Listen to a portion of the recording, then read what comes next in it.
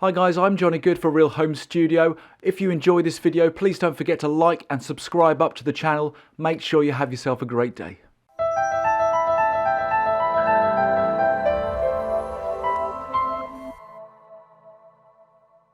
Hi guys, Johnny Good for Real Home Studio. Today I'm taking a look at Izotope Ozone Elements 9. So that's the entry-level, most inexpensive version of the home mastering suite. It offers you 3 modules, the essentials for mastering, EQ, a limiter, they call the maximizer, and a stereo imager. Okay, so this is really aimed at people like myself and quite probably you who are working within a home studio and are doing an awful lot of jobs. And by the time you get to mastering, often the ears are tired, and this offers you a bit of a second set of ears without going through a more expensive route of hiring a second set of ears or by going to an online mastering site. And also this gives you the option to tweak and have a play and understand master a bit more yourself. So, first of all, it gives you a bunch of presets, all-purpose mastering, genre-specific mastering, and instruments and buses, so you might want to use this also within your mixes for perhaps drums or guitars. So here's a few different options you can see, some presets you can choose from, genre-specific mastering, so, a pop vocal mix, for example, they might give you an EQ where you've got a high-pass filter, you've got a little bit of mud removed, and you've got a little bit of air and clarity being added towards the end of the EQ. Gives you a suggested threshold level as well for your limiter, for your maximizer. Bit of a guesstimate, a lot of a guesstimate, because again it doesn't know, it's not dealing with your mix, it's just giving you somewhere to start with, and it's giving you a big old boost there with the stereo imager. So there's a lot of presets. But I think for me personally, and what a lot of people are going to be using this for, is their rather clever mastering assistant, which is their own algorithm which you can run your own mix through, and it's going to give you a starting point to work with your master. It's going to adjust the EQ, and it's going to get it to a pro level using their maximizer. So it gives you 2 options at the start here, 2 questions. What intensity are we going for? Let's go for medium. And destination, be it CD or streaming. Okay, so if you're listening in headphones now, what I've got to do is play my mix, and you might hear a few pops and whizzes, and you might hear a few, you certainly hear a change in volume from the mix to the master, so please turn your headphones down a bit whilst it's going through this process. So here we go. I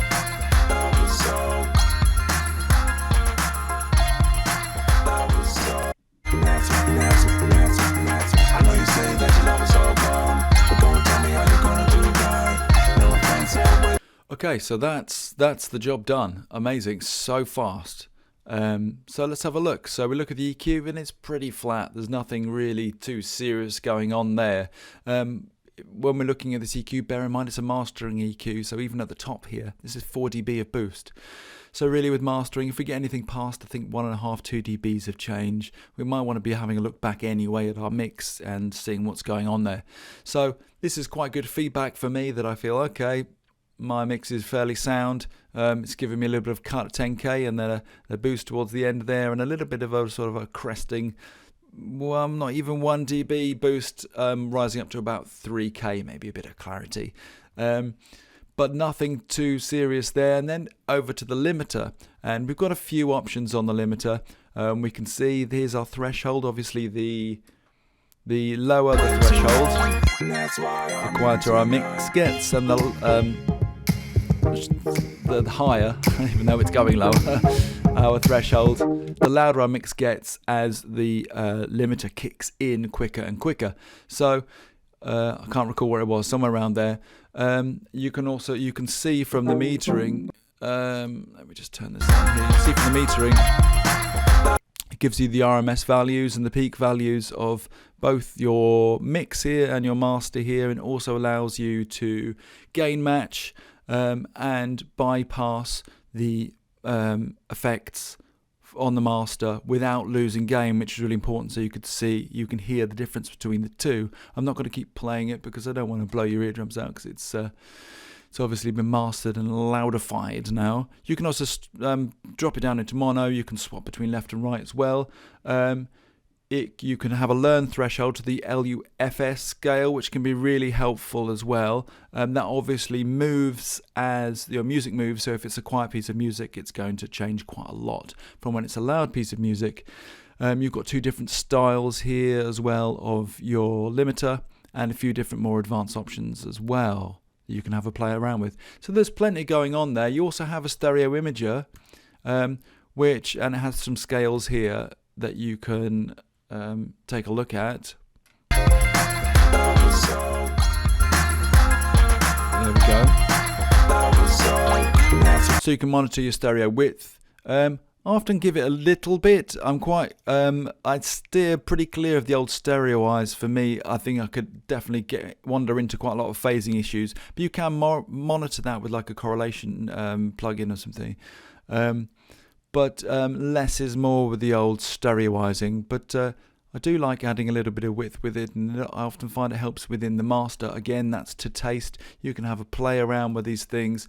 More often than not, the imager hasn't come up when it's used the mastering assistant. I tend to just get the EQ and the limiter.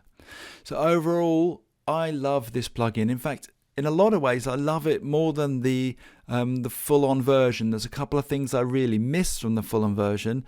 One being that you can load in reference tracks and move in between your reference tracks within the plugin, which was so handy.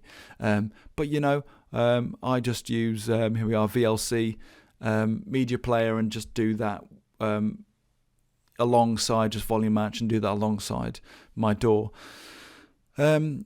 But yeah, aside from 1 or 2 sort of handy things, I actually find that these 3 elements that are within Elements are plenty to get a really good quality master. And I think for the money, it's a real steal for the headache that mastering can be. So for me personally, it's a big thumbs up for Izotope's Ozone Elements 9. I hope you found this video helpful. If you have any questions, please drop them in the comment section below, and do make sure you have yourself a great day.